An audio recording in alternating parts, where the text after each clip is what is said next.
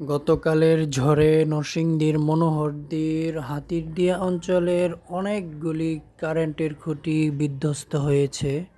হে আল্লাহ, এই খুঁটিগুলি থেকে যে যে এলাকায় কারেন্ট যেত তাদেরকে তুমি ধৈর্য ধারণ করার তৌফিক দাও, আমিন।